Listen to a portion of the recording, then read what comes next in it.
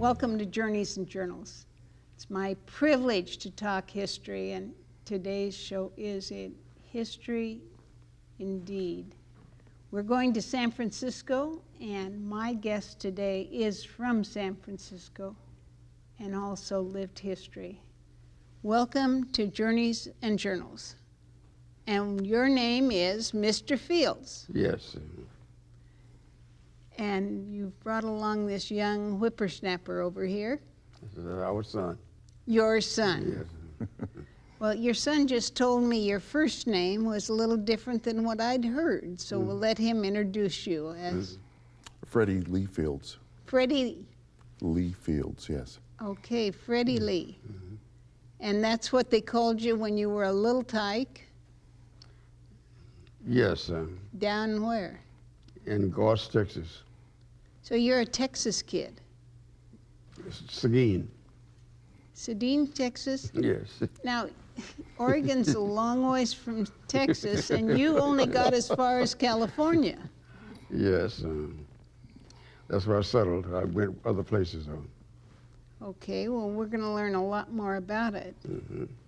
But your son was so kind as to introduce me, by way of my sister-in-law, to history. You've been a part of history that few people in our viewing audience have, because they're not, how old are you? I'm over 90. You're over 90. He'll be 96 this December. Well, thank you. Yeah. And very well preserved, I might say. Thank you. Keen memories of Patent. And then when I heard that you were in England with, or in France with General Patent, I went, In France. tell me, Yes. In how France. did you get to France? On the Queen Mary. The Queen Mary is a pretty posh ship. We left Long Beach, California, and went all the way into Austria, up into the northern section and back down. We were chased by subs. Well, 3-day journey ended up being 6 days. And the reason? Submarines, German subs chasing us. Have you heard this story, Ben? Yeah, well, yes, they were well, they didn't attack, but they were being followed by the submarines, and they were trying to lose them. And it was a 3-day journey, but it ended up into being 6, so they had to take them on a wild goose chase. So it ended up being a 6-day journey, and they were quite overwhelmed. It was an uncomfortable trip, wasn't it, Dad? Yes, there were 2 ships from America that went unescorted, the Queen Mary and the Queen Elizabeth. And we had the fortunate privilege of riding the Queen Mary. Otherwise, it would have taken us some 22 days to get there. And we were there in 5 days. Well, now, the reason was that the Queen Mary, Queen Elizabeth were both troop trains, right? They were luxury ships in civilian times, and they were transported into troop trains, troop services. And they did most of the delivering of soldiers, particularly from the southern Florida area into England. Now, we're talking 19 and what? 42, 43, 44. And you were a young whippersnapper. No, I was a scared young man. Yes. Yeah, for sure. You were a college student, Yes. and they Yes. pulled you out of college. In a sense, yes. I I was drafted. the draft. Yes, I was drafted. What were you studying in school? I had planned to be a surgeon. And I was in my 3rd year of medical, basic medical studies, getting ready for my internship. Now that's quite a change to be in the hull of a The hull of a ship, yeah. With it was 7 bunks high, and Yes. And you were at what level in the Queen Mary? Now this I don't remember offhand, because we had to give service in the Queen Mary to the medical service to the soldiers. So we worked all the way over and slept at certain times. You mean they told you when you could sleep? Yes, they did tell us when they would sleep. We had regular call, wake up calls like at service time, and we were active on the ship. We didn't sit. We were doing medical activity on the ship, sick calls, all the things that would go along with that, mainly people who were getting seasick. Because this ship wasn't intended to be a... No, I don't know about what the ship was, but I know what we were intended to take care of all medical activity for our soldiers. That's why we were there. But that's not why you went to England. Yes, for medical activities. We didn't go there, I didn't go there to fight. They sent us there for medical activity. We couldn't even carry a gun. Okay. So we couldn't fight nobody. Anyone, I should say. Wow. Now, did your dad tell you stories about going to war? Was that... well, a few. We've been talking since they've been up here, and once they got into England, they were bombarding England pretty heavily, and the enemy had them in their sights, is that right? oh, absolutely. They would. There was one time I think you were telling me about that they were in the subways. You had to go to the subways for fallout shelters, and school buildings, and what else was it, Dad? No, this was there in Callington, Cornwall, England. Mm-hmm. We bunked in the school buildings, and the school buildings there didn't have electricity like we have. They had electricity, but the sunny side of the building was all glass. Oh. And what happened when they would bomb, when we would bomb the place, many times all the glass broke. And so you just had an arrow window there with no panes or whatsoever. But we did have coverage. Now, was this like where the hospital was? Or? No. This was like in camp, regular camp life. Because they really went after hospitals too in the bombing, the German bombings. Yeah. Well, they weren't in a hospital. Wherever, see, they were traveling. So wherever they set up their tents, that was the camp, that was the hospital. So this was all portable. It wasn't a hospital building at all. Okay. Yeah. So they were on the move constantly. So, and aiding and taking care of wounded people, air shipping them to medical facilities if they needed other attention. I didn't see a hospital at all in England. so you I were was treating. never in a hospital in England. So you were We just were out in the field. okay. Yes, and we had tents where we had hospitalization for people, the beds and everything, cots for them to be in, and they would go from that area to another area where they would be shipped out.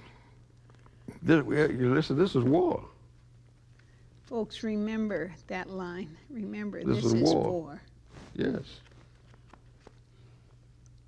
And sometimes you slept in a foxhole. You've actually slept in a foxhole yes, too. Oh yes. Now, Otherwise I wouldn't be here. that's how near life and death were.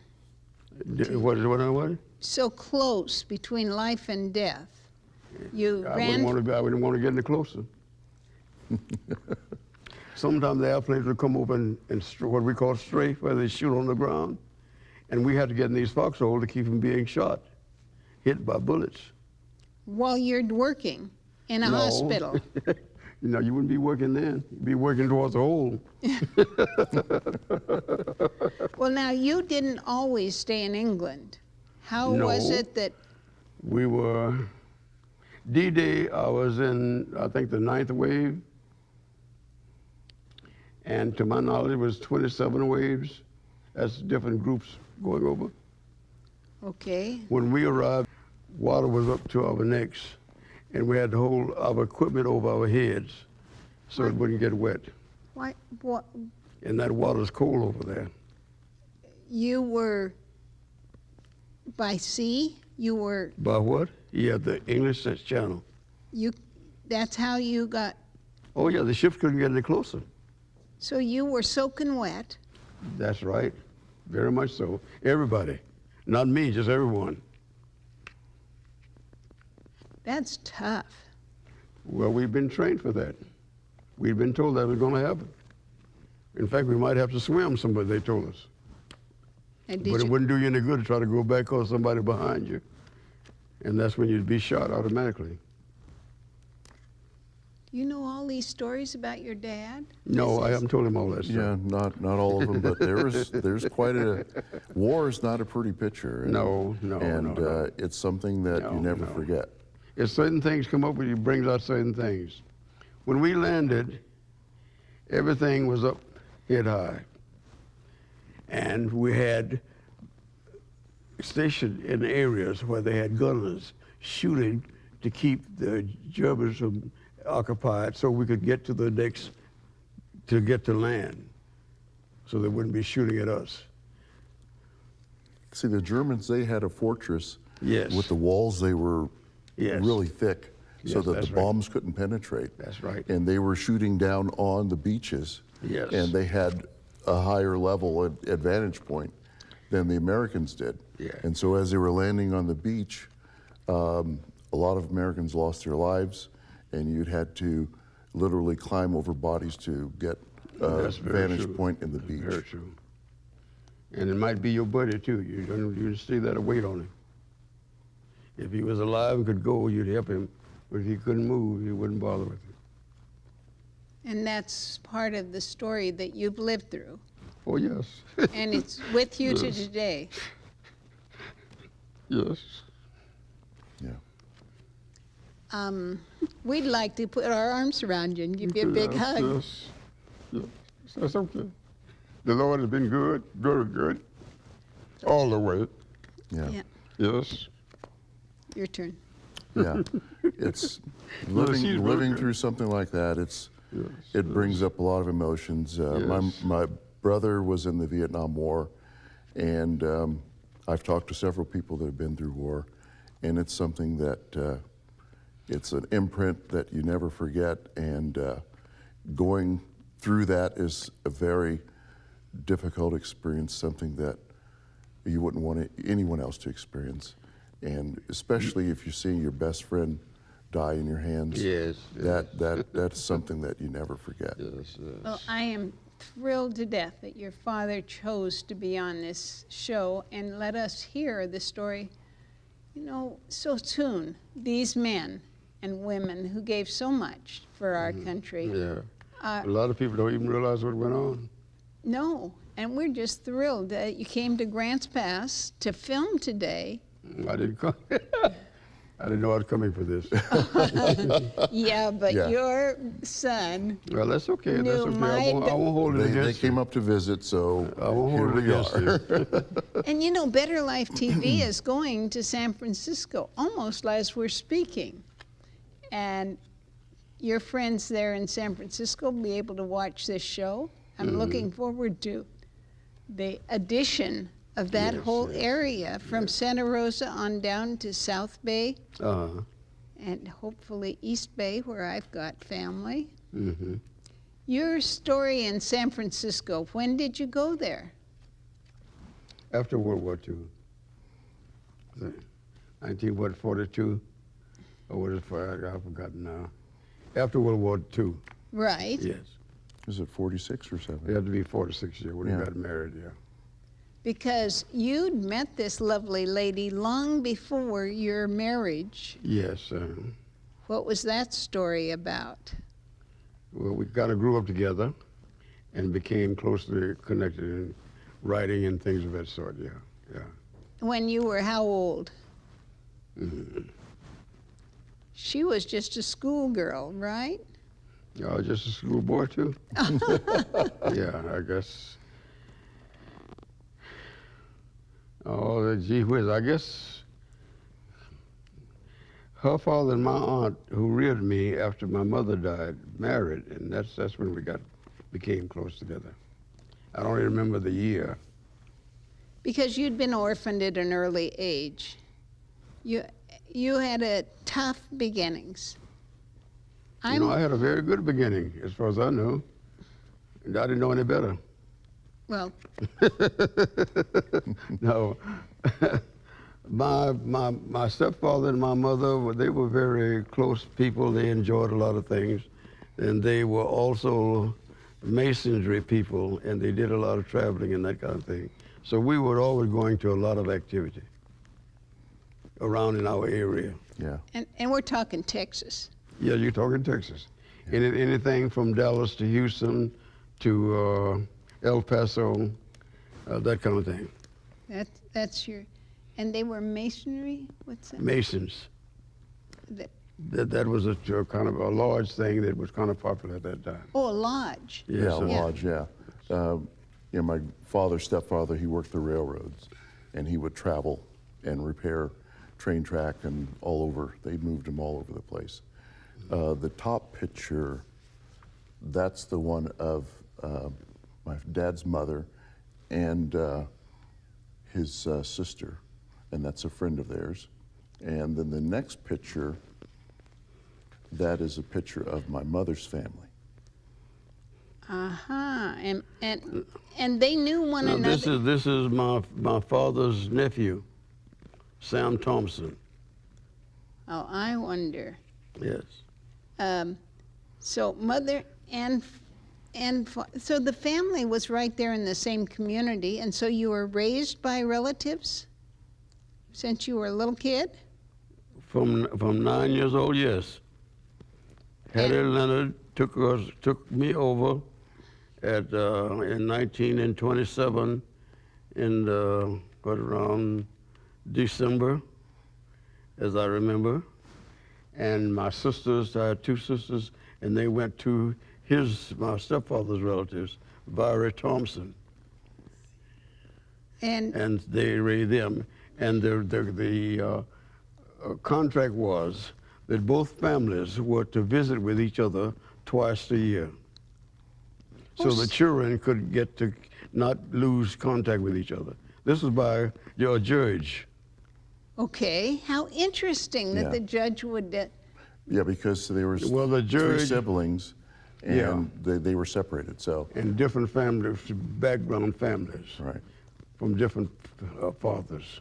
Your father told me a story yesterday when I met the man about his name, because the name you two guys carry wasn't his name for the first how many years? Well, quite a while, because until after they were killed. Because see, I went as a Washington until the both of them were dead. You ever think that you And could have then been a when Yeah. there came the conversation among the two families about who should have the children, that's when I found out about the Fields. And here this guy is the Fields at Yes. and you have stories about that family name. Yes, yes. Well, see, during those days, that's what they did, and that's what my aunts told me, and that's why that they wanted me to have the name Fields, because that's who my father was, not Right. the one that. Because then, if a lady had children and married, they take on the husband's last name. Oh, I didn't know that. No, I know you didn't know it, because a lot of things went on. Oh, I'm That's what all the going to court was about. okay. You see, I was a Washington, and for years I was nearly 19 years old before I gave up the name of Washington. But when you went in the military, you were a Fields. No, when I went in the military, I was Fred Lee Washington Fields, and they made me drop the W, the Washington, and only add a W, because they didn't want anything that long. Oh. Wow. So that's when you lost the name Washington. No, I didn't lose it. I dropped it. You dropped it, the yeah. name and added the W. Oh, okay. And then later on, they made me change the W. Wow. See, aren't you glad you came to Better Life Oh, Television with absolutely, yeah. Dad? Found out all these Well, stories. Now, folks, these are the people I met yesterday. This is Freddie. Freddie Fields. Freddie Fields and his wife of how many years? Oh, I don't know. 68 years. Yeah. Mabel Fields. Mabel sitting right over here watching us today. And yes, that's a bear from the Bears of Grants Pass. Yeah, showing that's our favorite bear. Because let's just jump ahead and find out what all this is about. Mm-hmm. This is more Fields, right? Well, that's the Fields family. That's all of them. That's all of them, yes. So you're papa to, This is me, my wife, and that's Lester and Larry, there's Benjamin, and there's Ursula. That's But my Les- family. Les and Larry They are, were twins. They were the first twins to be born at Stanford Hospital after World War II. Yeah. well, that's a feather in their cap, isn't it? Yeah, for first sure. multiple birth. So we had all kinds of benefits through them, Like what? like showing them off to people like you, who are television company. We got their milk free, their pablum free, all that kind of thing, because for the school to work with them, the Medical students at that that they were time, training, they would yes, come and examine them, and Yes, they would end up playing with them and stuff, and it was quite yes, quite an because we was the first multiple birth after World War II there. Now, were they quite small? Were they premature? Well, now they said they were, but they didn't look premature to me. They were just little babies. Yeah. No, they were supposed to have been, yes, not completely as the size that they should have been, they said. But they survived. Now, tell me about your uncles. They're both living back on the East Coast now, and they're both involved in church. They play music, and they're involved with youth groups. And my sister, she lives in San Francisco. She goes to the Philadelphian church there, and very involved with the church. She plays piano, so she plays music at the church, and helps with the health care of my parents and when they're at home. So, Mom they don't live with you. You don't live with your daughter. No. No, they have their own home in San Francisco. And you're how old, man? To me, I'm just past 19. 91. He's just teasing. I'm 91 years old. Yeah. He's And 95. I just heard a whisper Yeah. from the gallery at 95. He's 95. He'll be Oh, 96 this December, 96. December Now, 27th. You know, the World War II veterans, you weren't a young man when you went in the military, but pretty much so. You were just in your 20s Yes, when they drafted you right out of med yes, school. yes, Did you ever think of going back to medical school You ever think about going back there? and becoming a doctor when you got out of the military? Well, that's what I did. That's what he did when he was in.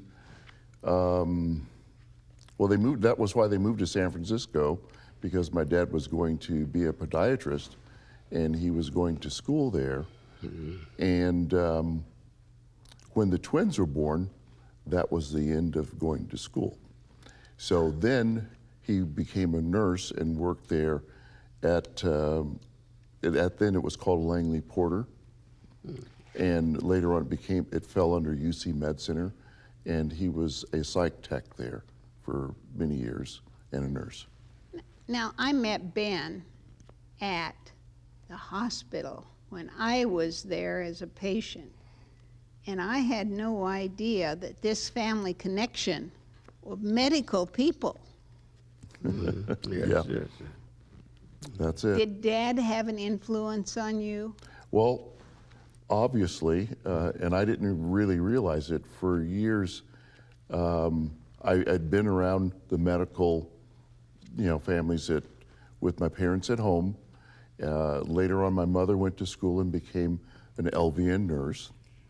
And being around this, I thought, well, I want to do something different.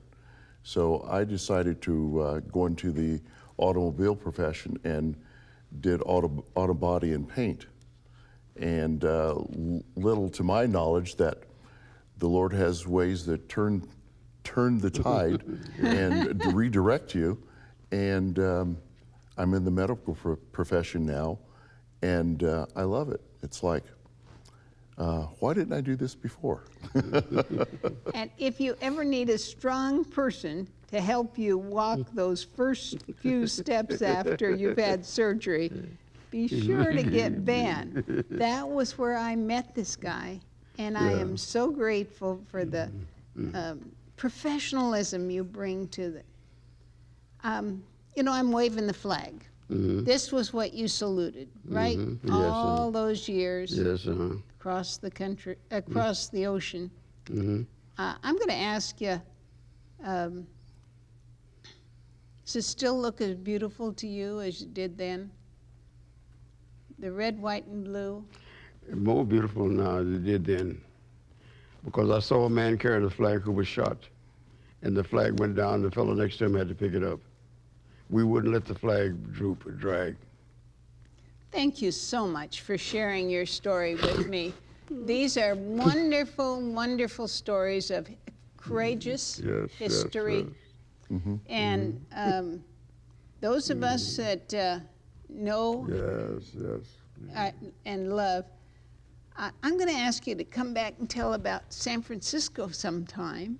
I just don't know enough about our new part of Better Life TV footprint. This is going to be an exciting new growth for our station. I'm Bernie Martin Beck saying thank you so much for tuning in. Wave that flag.